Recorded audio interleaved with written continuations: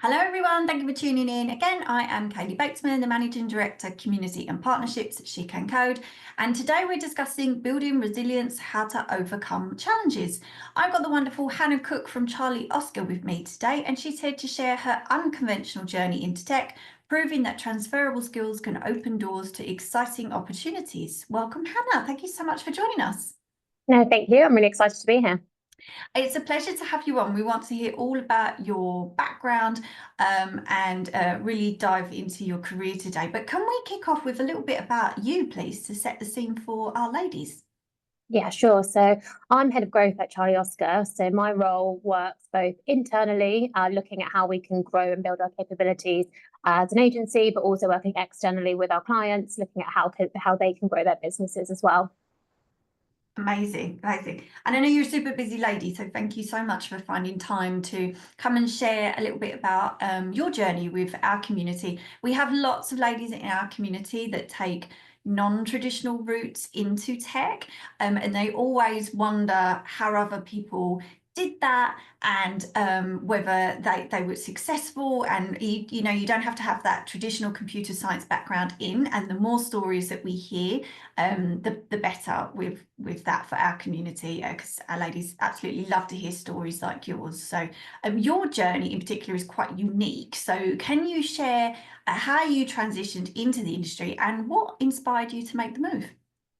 Yeah, absolutely. So I actually started out in marketing, work at agency side, and then transitioned to brand side, where I worked for some of the largest beauty brands in the world. That was a great experience.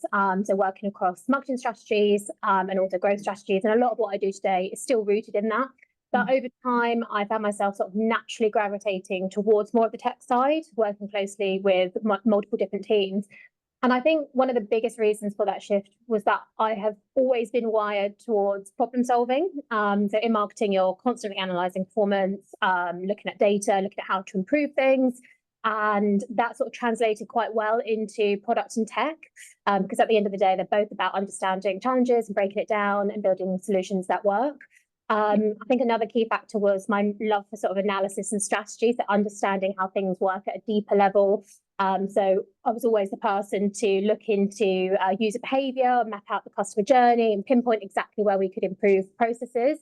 And that ability to sort of step back and look at patterns and trends translated quite well into tech quite naturally. But I think at first I didn't really see myself as in tech because I wasn't coding or working in engineering. But I think I started to take on more projects that involved product development, which is some of the work that I do at Charlie Oscar, so looking at our tech capabilities and building products. And that's when I realized that tech isn't actually just about coding. It's about finding and creating solutions that solve real problems. And that's something that I think I've been doing all along, but just from a different angle. So in many ways, my transition wasn't deliberate, but more of a gradual realization that these things I naturally enjoyed and excelled at were already sort of deeply embedded in the sort of tech world. Yeah, I love that. And we say that to so many of our ladies, you don't have to be technical to work in tech. And out of curiosity, what did you want to do when you were younger? Because if you went back and told your younger self, by the way, I'd be working in tech, did you ever think of that as a child, or just this is so far from what you wanted to be? Yeah, I never thought that. When I was younger, I wanted to be a police officer. But Oh, I suppose a lot of sort of problem solving there. yeah, it's the same skills, yeah, Yeah, transferable skills, exactly. yeah. Yeah. Exactly. It's interesting because some ladies on here, they say, I loved maths and I just wanted to go down a maths route, and I Yeah. loved, taking things apart in the house. I was very sort of into technology and I take things apart. And we absolutely love hearing the stories of the ladies that weren't techie when they were younger, because not everybody wakes up one morning and says, I'd love to work in the tech industry. And so we love to share, what kind of child you were and what subjects you studied, and you eventually found your way into tech, because they're like in this episode us talking about those transferable skills, there are so many that Mm. are relevant to tech that are not just coding, and you emphasized as well the value of transferable skills. So what are some key skills that helped you succeed in tech product builds? Yeah, there's definitely a lot. So I think problem solving, which is one that I've spoken about, and one that I think I'm kind of naturally wired at.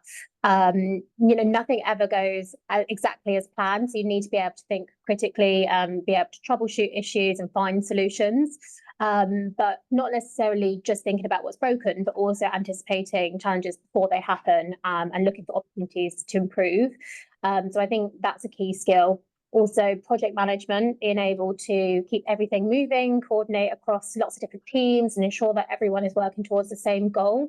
That's quite a difficult one, but being adaptable while keeping things on track is really essential. And Yeah. I think finally, communication.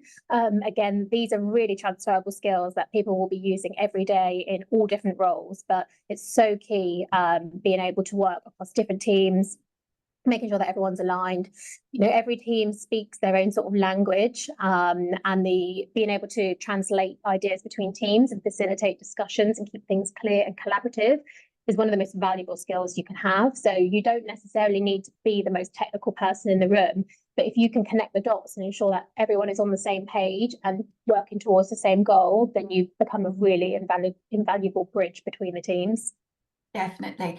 And they're all invaluable soft skills Yeah. as well. You don't tend to think of those sorts of skills when you're thinking, oh, I need to put together a technical CV and I need to show, again, like coding skills or all the things that you think you would, technical knowledge. But actually, and many employers, a lot of our corporate ambassadors have told us they're not the things that they look for, actually. It's the soft skills and all the things that you just said about like being able to adapt and Yeah. what happens when you see a challenge coming your way? How are you going to adapt and make sure that the team is agile enough to deal with what's coming that way?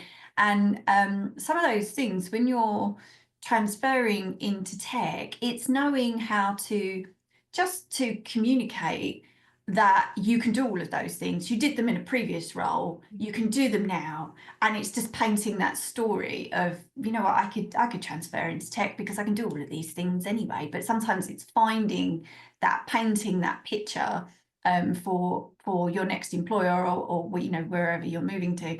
And I think that's something that sometimes people miss. They underestimate how important those soft skills really are. Definitely. I think for women in particular, lots of women think they need to be 100% qualified on paper for a role, and actually looking at your skill set and the skills that you flex every single day, like you say, could actually set you up really well for some of these opportunities. But I think women tend to doubt their abilities and their capabilities, and want to be, as I say, 100% qualified. Yeah, because we get a lot of ladies say, well, I need a portfolio and I need to show that I've worked on projects, and that's absolutely fine. And yes, you do, but a lot of the time they're looking for even projects that have failed to say, well, what did you do? Because that challenge came your way, even if they didn't work, it's still good to say, this is what we did, instead of just panicking and all of your team members all throwing each other under the bus. How did you manage to get through that challenge, even if it didn't work out the way that you wanted it to work out? It's definitely something that people forget about. And we get asked so much about, what do I say in a technical interview? And what if I'm taking a technical test? Absolutely so important for when those things come up. But definitely soft skills are still up there with importance as well. What about for women looking to break into tech without a traditional background then? What practical steps would you recommend? We spoke about it a little bit there. It's kind of like finding your story and how to present that as transferable skills. But are there any practical steps that you would recommend? Yeah, so I think the good news is there are actually a lot of ways to break into tech without following the traditional path. And I think one of the easiest things you can do is to start where you are. And actually, tech is all around us, even if you don't realize it immediately. We're all working with technology and software with teams who touch tech. So one of the easiest ways to do it is by collaborating with teams that you might already be working with. So seeking out those opportunities to shadow other teams. So if you're curious about a particular project or a particular role, ask those team members, if you can observe how they work for a day, a lot of people are really happy to share what they do, and sometimes just seeing how someone thinks through a problem can be really eye-opening. But obviously upskilling is also key. So when it comes to that technical knowledge, obviously that is really important. But you don't necessarily need to go back into formal education. There's so many resources out there, whether that's Udemy or Coursera. There's so many kind of low cost or even free resources that are really great starting points. So even just understanding some of the basics of the sort of areas that you want to go into can make a huge difference to how you position yourself for some of those opportunities. So I think instead of thinking about sort of breaking into tech as this big intimidating leap, starting by recognizing how tech is already a part of what you do, because the more you explore and build on these existing touch points, the easier it becomes to make a transition. Yes, I love that, because you're right. I think we can overthink it and think that's going to be, like you said, a big leap. And actually, I love that advice. Just start where you are. You Yeah. don't even have to think about leaving your company or your job, or if you really like your company as well, and they're the type of company that lets you be flexible and try something new, you might even be able to work on projects and help in different areas, and try something.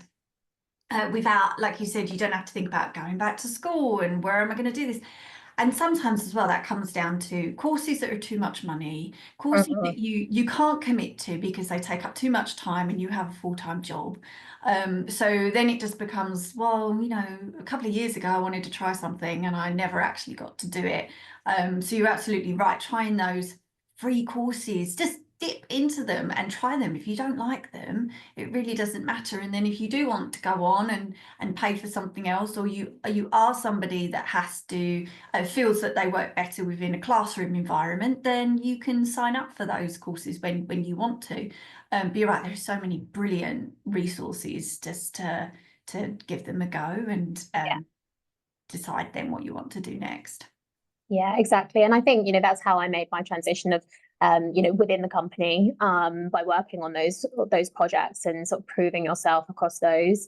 I also worked in marketing for 10 years and I don't have a marketing degree. So it just proves that you don't need to have those formal qualifications.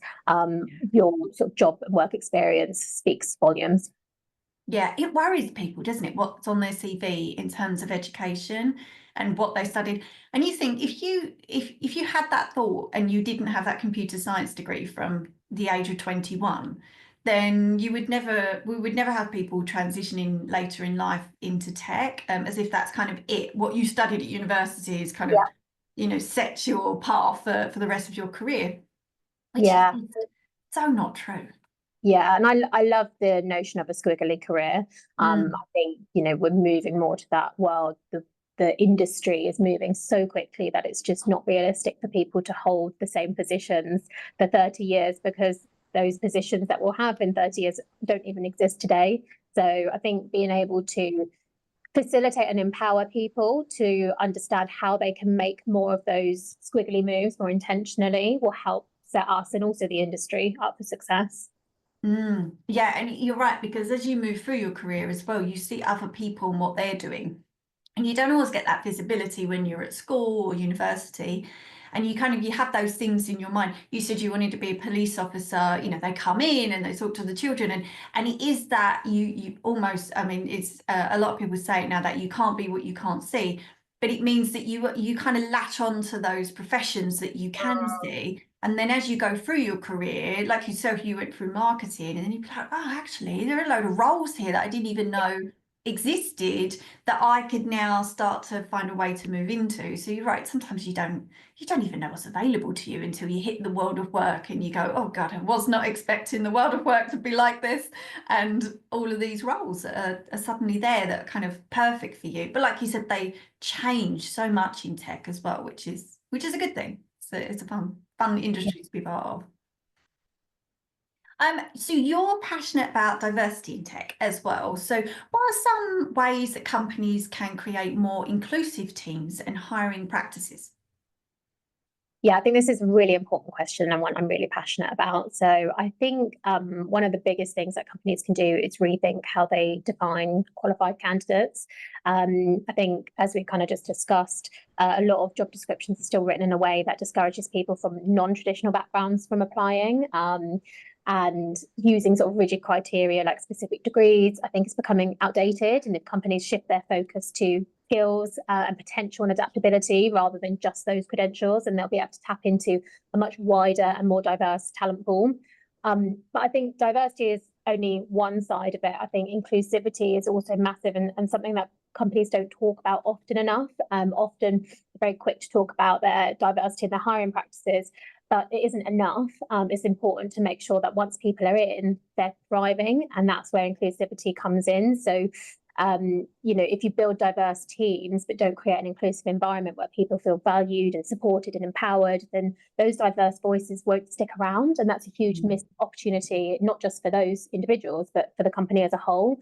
So, really important to think about inclusivity. But I think ultimately diversity actively makes us better. So having different perspectives in the room leads to stronger decision making and better problem solving and more innovation. And that's what tech is all about. It's about solving problems. And if you only have one type of thinker at the table, then you're always going to miss out on creative solutions.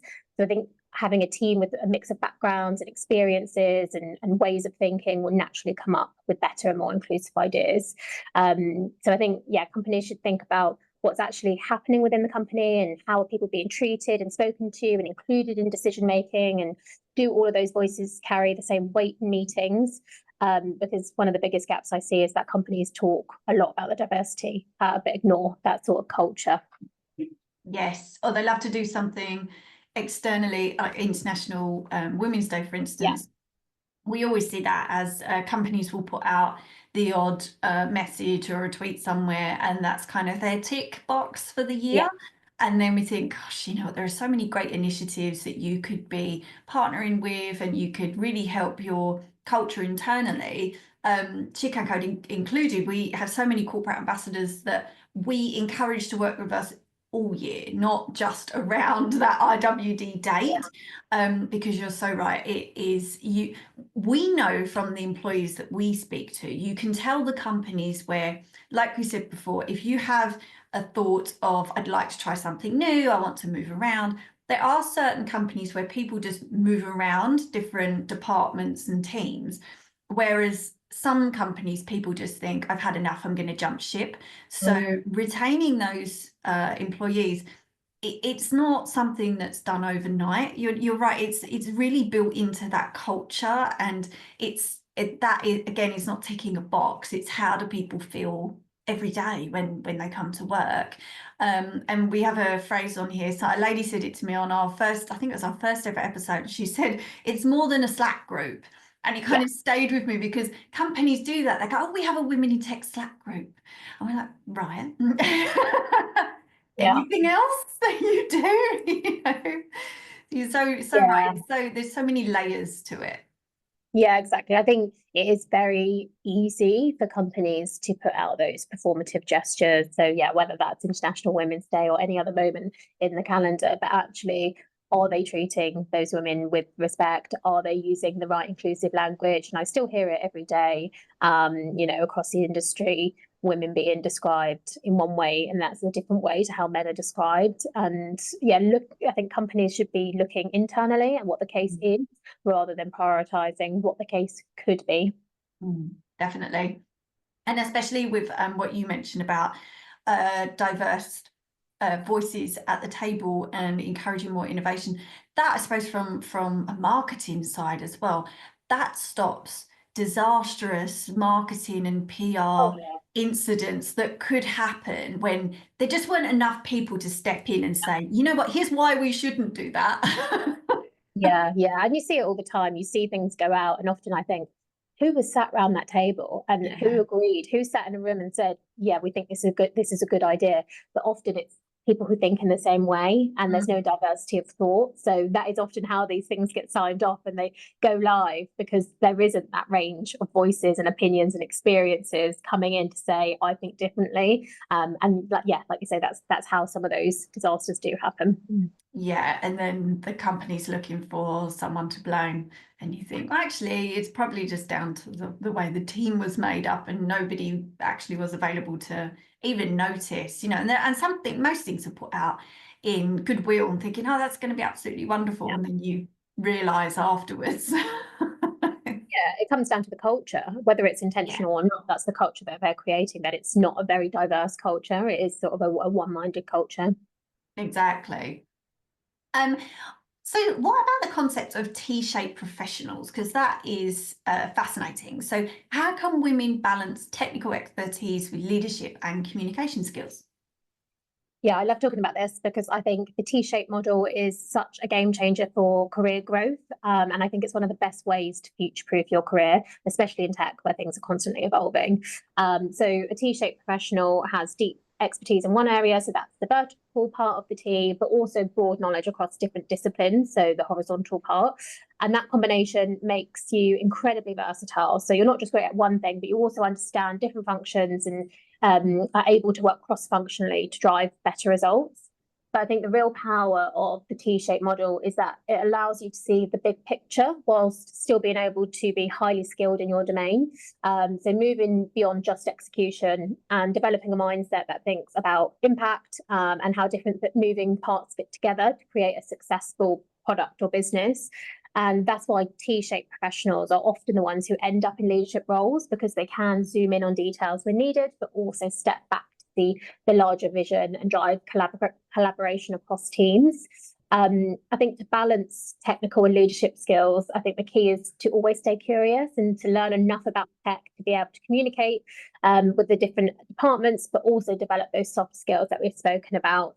You don't have to be an expert, as I've said, but you should know enough to ask the right questions or know enough to be dangerous, as they say. Oh, I love that. Oh, that's gonna stay, that will stay with me. I love that when you started describing that though about the T-shape, I was just going to say to you, you know what you described to me, the making of a leader, because that is the difference. So if when somebody is in their day to day and they have their checklist and they do their day to day, and the difference is somebody else is looking above that and thinking about how does that affect the wider business and Yeah, everything else that comes with it. And they're the people that you see start to move up the ranks. You don't have to go into leadership positions. We also always advocate that for that at SheCanCode. Not everybody wants to move up and they want to be, you know, very skilled in what they do. But those that tend to move into leadership positions, they do show they have those skills to think about the wider business. And you're absolutely right there. And then those soft skills come back again. As well. So yeah, absolutely. I love that. The T-shaped professional. I hadn't heard that one before. But that makes a lot of sense. yeah. And I mean, the best leaders aren't necessarily the most technical. They're the ones who Mm. can connect people and translate ideas across disciplines and inspire teams as well. Mm. Yes, because as well, when you step into leadership, you have that feeling. So many ladies have said this to me. I'm expected to know everything, and you're so right there. You don't have to know everything. You have a team that knows everything, but you have to know enough to be dangerous. I absolutely love that because a lot of ladies they do say to us in our community. I'm expected to know everything. I'm a new leader. Everybody thinks I have all the answers, and actually, you don't have to have all the answers. You almost need to calm down at that moment and think, I don't have to have all the answers. My team and myself need all the answers, and I need to connect the dots and make sure that the right people are connected and can do their jobs well. But it almost takes a moment in your career to sort of think, actually, I don't have to know everything. I have to learn to delegate as Yeah. well. And I have to kind of find my place as a leader. Yeah, and I think a lot of people find that really uncomfortable to accept that Mm. they don't know everything and that that is okay. And so when you do move into leadership positions for the first time, like you say, that is a common struggle and challenge for people to overcome, of accepting and being comfortable with being uncomfortable. And you're always in this sort of state of feeling uncomfortable because, yeah, you don't know the answers, but getting comfortable with that makes it so much easier. Yeah, definitely. And learning to grow a team that do have the answers is so important. A diverse team that has all the answers. Exactly. Um, Working in tech obviously is super fast paced and really good fun that it is constantly changing, but it's constantly evolving. So how do you stay adaptable and continue upskilling in such a fast paced industry? Yeah, honestly, I think the biggest thing is mindset because things are constantly evolving. And as we've just discussed, you have to be comfortable with the fact that you'll never know everything, and that is okay. So instead of seeing that as overwhelming, see it as an opportunity. And the people who tend to thrive in these environments aren't necessarily the ones who know the most, but they're the ones who are most willing to learn and adapt and grow. So for me, that means actively staying engaged with what's happening in the industry. I'm perhaps obsessively consuming industry news and insights from thought leaders all the time, but I don't just passively consume. I do make an effort to be part of that conversation. So whether that's engaging in communities or attending events or putting out my own ideas into the space, I think that that's where knowledge being shared is key to staying adaptable. But also one of the best ways to learn is, of course, by doing. So if there's a new tool that you'd want to understand or a new trend, it's all well and good reading about it, but actually try to experiment with it firsthand. So whether that's working with someone who might be able to kind of get you onto a project, or even if you're not directly using it, getting familiar with it gives you a huge advantage. And then I think finally, don't underestimate the power of networking. So this won't be new advice to most people, but one of the best ways to stay ahead is by talking to people in different roles in different industries. The industry doesn't evolve in a vacuum. So much of what drives that innovation comes from cross-industry insights.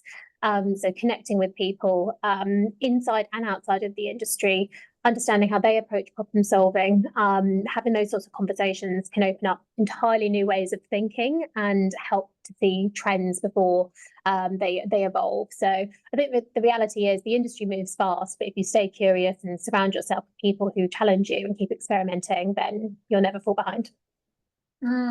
Yes, definitely. And even making time, you're so right, to get out and network. And Yeah. that does challenge you to also to network anyway, but those people can inspire you to try new things and think differently. And it's so easy to get bogged down in your day to day and not make time for that.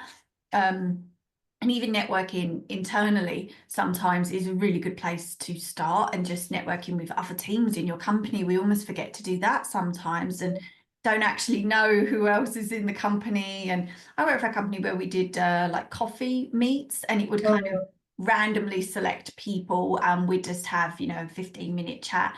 And without that, I wouldn't have known anybody else in the company, let alone the idea of also thinking I need to network externally. And that for some people can be incredibly frightening as well, to think, oh gosh, I've got to go to an event. Or even like SheCanCode's community, we encourage everybody to come in, introduce yourselves, and just connect with other people, because sometimes people can have the answers to things that you're looking to do and where you're going to, where you want to go next.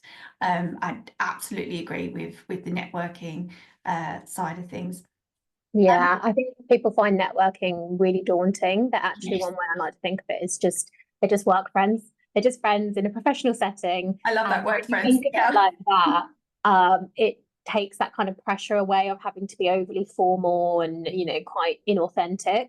But actually, yeah, they're just work friends, industry friends, and you're so right that we need to think about it externally and internally, and that becomes really important when thinking about some of the things we've spoken about around making transitions within the organization. If people don't know who you are or know much about you or even know that that's something that you want to do, then they can't necessarily help you. But as soon as you start speaking to people and maybe start voicing some of your sort of ambitions that you might want to work on particular projects, it's really surprising how much people will really help you get there. Most people really want to help other people and are more than willing to help you make a transition or to help facilitate that. So yeah, definitely don't underestimate the water cooler or the coffee machine chats. Those little 5 minutes here and there throughout the day can really make the difference. Yes, definitely. Yeah, those water cooler moments, just really important. And you're right, people do want to help, and they do want you to reach out and to have that connection. But I think it can be incredibly daunting for some people, and there are just so many different ways to network nowadays. It doesn't have to be a formal, you go to an event and you hand out business cards and and what it used to be, but even just connecting with somebody on LinkedIn and pinging somebody a note, even in those ways can really make a difference to what you want to do next and where you want to go. We always ask everybody on here as well, just a quick advice. What advice would you give your younger self? You're somebody that didn't know you wanted to go into tech, and then you found your way into the world of tech. Is there anything you would say to your younger self about, finding your way into the industry, or anything about the way that your views have kind of changed on what it's like going into the world of work? Yeah, I think probably my biggest advice is to not wait for permission. So to believe in yourself and back yourself. So you don't need to tick every box on a job description. And as we've spoken about, there's often this need that women have to feel like they need to tick everything 100%, but actually most women have that belief inside, and they know, actually, I would be really good at that job. I'd really excel in that environment. So believe in yourself and back yourself and have that confidence to go after it, because what is the worst that can happen? Someone can say no, but I think ultimately, once people do know that that's what you want to do, they will find ways to help you achieve that. So I think don't wait for permission, believe in yourself and lean into that, and the right opportunities will follow. Yes, definitely, because it is really hard sometimes to believe in yourself when you've got that inner voice. It's kind of like, do I have enough of those skills? And we all have, and it's something we spoke about on this podcast a lot, that imposter syndrome that kicks in, and then you're kind of like, actually, maybe I shouldn't have put myself forward for that. Or the realization, I think, as you go through your career, is that everybody is feeling the same way. Yeah. And that you might be in a meeting and other people are coming across more confident, or you might think that everybody knows what they're doing, but you kind of start to catch on that perhaps they have those days as well where internally they're thinking, I'm going to get found out. You have those moments, somebody's going to know I shouldn't be here. But we all have that feeling. I think once you realize that, you settle into it a little bit, and you can then deal with those days when they come around, and just be kinder to yourself when you do hear that voice. Yeah, definitely. I think things really changed for me when I realized that we all feel that way, like you say. I don't think that ever gets to a point in your career where you maybe feel like you do know everything, or that you're 100% qualified. And if you are, you're probably in the wrong room, because you're not challenging yourself enough and you're not growing enough. So I think, when I realized that actually we're all figuring it out together, and even progressing into another position, it's just new levels, new devils. It's just a new thing to overcome and to learn. But sort of being comfortable with feeling uncomfortable in that respect really helps. Yeah, definitely. And unfortunately, that's something that comes with being in work for a while. It kind of suddenly dawns on you a few years in, and you think, oh, gosh, I wish I'd known that. It would have made coming into the workplace a hell of a lot easier, for sure. Definitely. Thank you so much, Hannah. It's been an absolute pleasure to have you on here today. I could keep picking your brains on this for another hour if we had it, but we are unfortunately already out of time. So thank you so much. No, thank you. And for everybody listening, as always, thank you so much for joining us, and we hope to see you again next time.